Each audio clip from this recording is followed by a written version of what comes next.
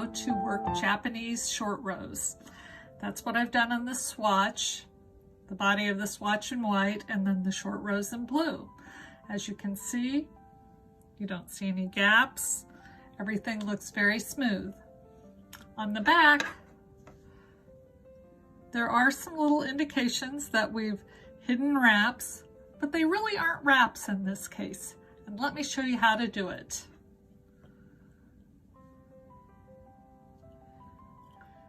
To work our Japanese short rows, I've got this white swatch, but I'm going to work the Japanese short rows in blue. We will need some locking stitch markers, and we're going to be doing 3 Japanese short rows, 3 on each side. And so we've got the red for the knit side and the blue for the purl side. So we work to our turning point, and then we're going to turn our work. We will slip the last stitch from the left needle to the right needle, and then we're going to take our first locking stitch marker and we're going to just lock it on the piece of yarn. We don't want to go through, just lock it on the piece of yarn, and we're going to hold it snug up against the stitch that we just slipped. And then we'll work back to our next turning point. Just pull that down there. Kind of keep it out of the way.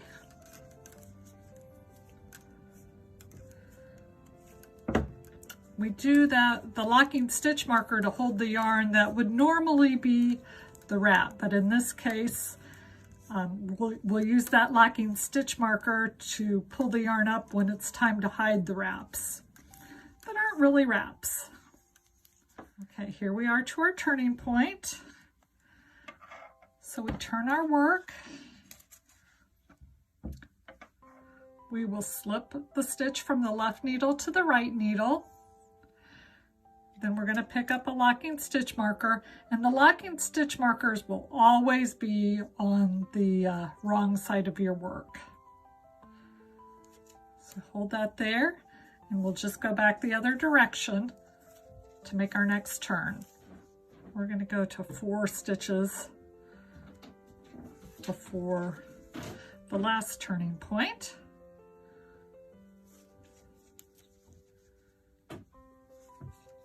Okay, and we'll count the stitch that was turned. So we've got 1, 2, 3, 4. We'll turn again, slip from the left needle to the right needle.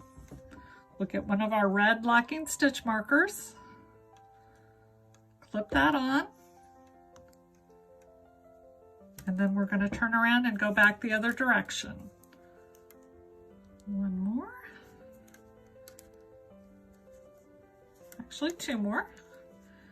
Now we're 4 stitches before. We'll turn our work again, slip from the left needle to the right needle. Then we'll clip on one of our blue locking stitch markers, which will stay at the back of our work. We'll just hold that snug up against the knitting. We'll go back the other way. And at this point, I'm going to show you how we pick up the wraps and close the gaps. Now you can see both places where we've turned, there is a gap in our work. So we're going to work up until that gap, which will mean working up until the stitch that's marked with the locking stitch marker. Okay, we'll work that last stitch.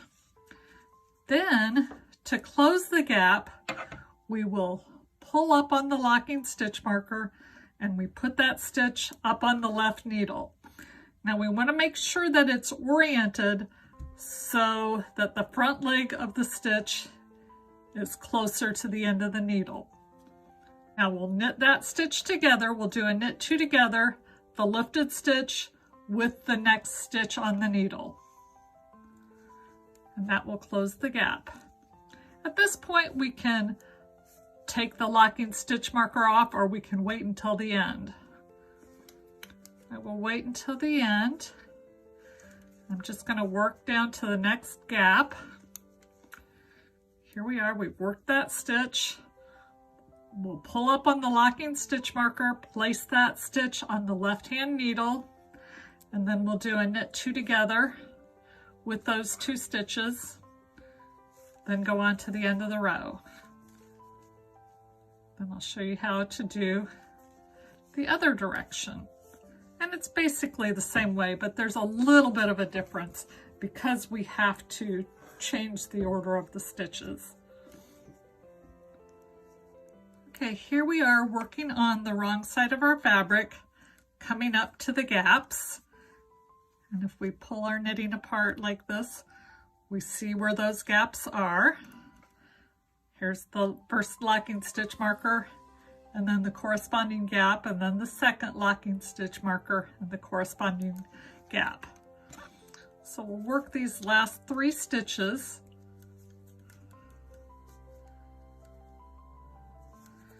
Okay, now before pulling up on the locking stitch marker, we're going to slip the next stitch from the left needle to the right needle.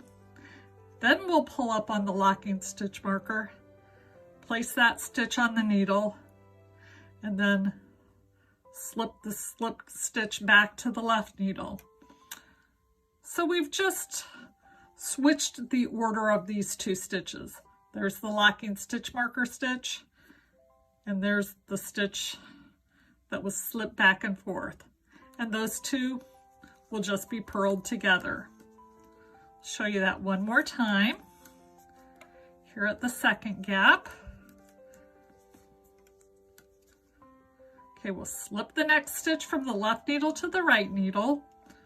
We'll pull up on the locking stitch marker and place that up on the needle. And again, the stitches are oriented so that the front leg is closer to the end of the needle. And you can see that on here. Whoops. So that front leg is closer. Now we slip the slip stitch back from the right needle to the left needle, and we'll purl those 2 together. Ooh, we lost a stitch here. We'll pick that up, put it back on the needle.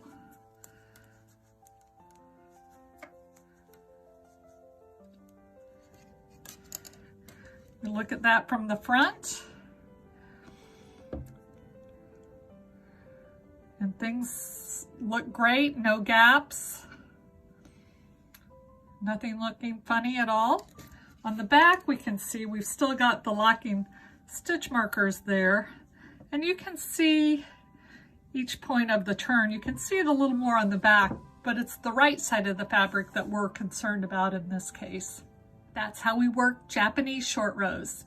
For more information on this video and the complete written instructions, you can see below on the YouTube channel or on my blog at CherylBeckeridgeKnits.com/blog. Thank you for watching. Bye-bye.